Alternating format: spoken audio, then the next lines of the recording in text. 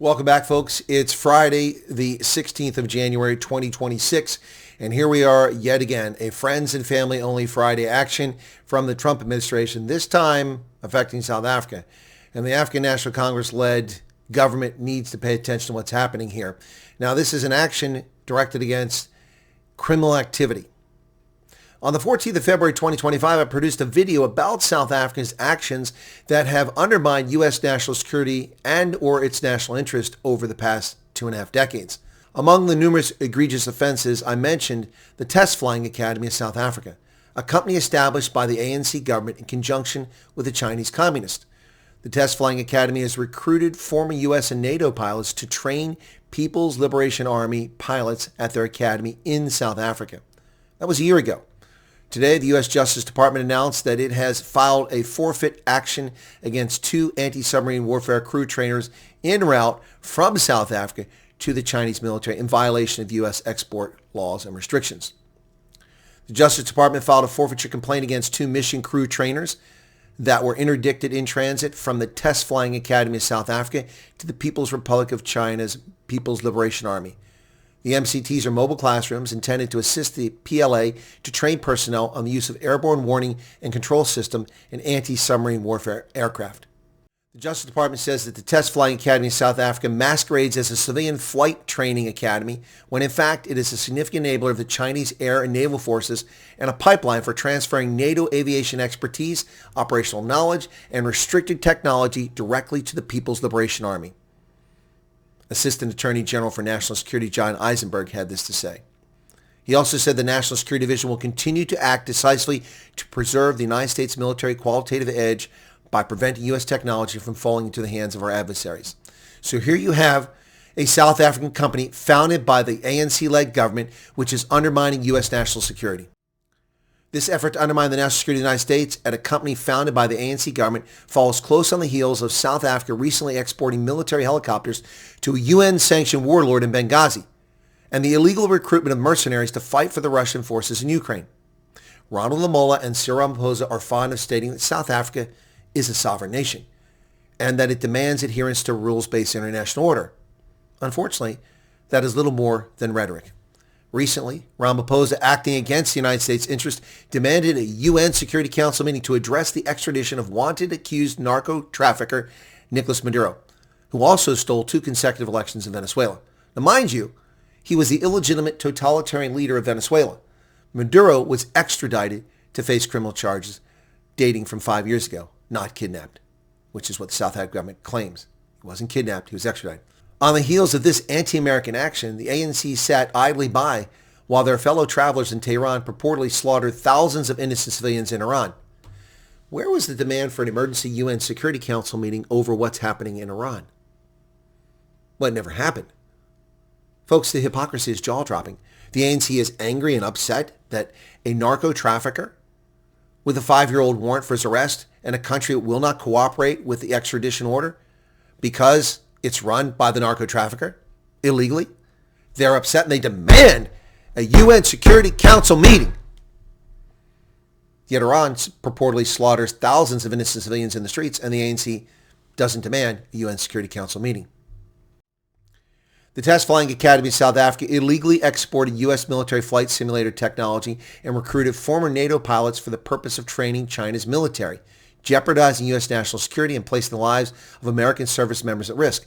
These are the actions of an ANC-founded company in South Africa cooperating with Chinese communists, endangering our lives. Now, this came from Assistant Director Roman Rashowski of the FBI's Counterintelligence Espionage Division. The U.S. government will pursue every avenue available to defend the homeland, protect our warfighters, and hold accountable anyone who aids our adversaries. The Test Flying Academy of South Africa's continued attempts to leverage our nation's military expertise and software gravely threaten the United States' national security interest and the lives of American service members around the globe. FBI Acting Assistant Director in Charge, Vanessa Tibbetts. May today's disruption reflect the FBI's unwavering commitment to protect our country from foreign adversaries. Recently, the Senate Foreign Relations Committee Chairman, Senator Jim Risch of Idaho, called South Africa an adversary. Earlier in 2025, Senator John Kennedy of Louisiana said South Africa is our enemy. These actions would seem to indicate that they might be onto something. The Test Flying Academy of South Africa is a South Africa-based company that specializes in military flight testing and training through facilities in South Africa and in China. The Test Flying Academy of South Africa was founded in 2003 with the support of the South African government to facilitate cooperation with China. According to its website, the Test Flying Academy of South Africa Flight Test Services train Chinese military pilots for fixed-wing and rotary-wing aircraft to North Atlantic Treaty Organization training standards. Now, this interdiction of the MCTs is a product of the U.S. government's coordinated effort to stop the People's Liberation Army and its enablers in South Africa from further threatening U.S. national security. The forfeiture action comes as China, Russia, and Iran, of course, are doing their naval exercise off the shores of Simonstown. The FBI and the New York Field Office and the Department of Commerce, Bureau of Industry and Security, Office of Export Enforcement, and the New York Field Office are leading the investigation of the Test Flying Academy and its activities.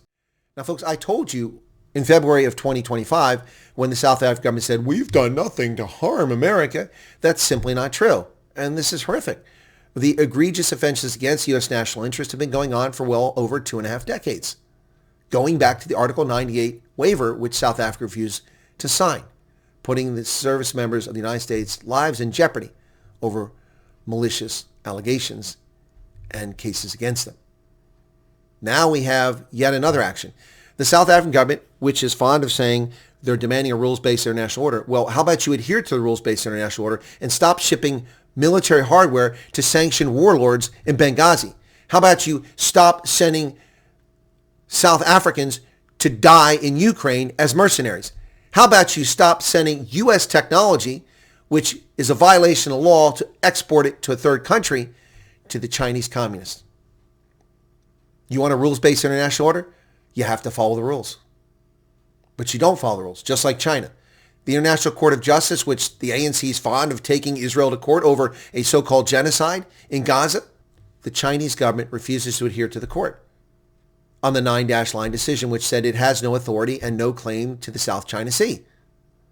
But the ANC has nothing to say about that. They want a rules-based order when it helps their friends in Tehran, in Beijing, in Moscow, in Havana, in Caracas, but not when it comes to their own behavior. South Africa's government needs to speak about this issue now. They all have to disavow knowledge of it. They have to order sanctions. They have to shut this company down. Otherwise, they're complicit, and they're part of the problem. They're not stopping the shipment of helicopters to sanctioned warlords in violation of UN Security Council. They're not stopping the recruitment of mercenaries to go to Ukraine. Will they stop this?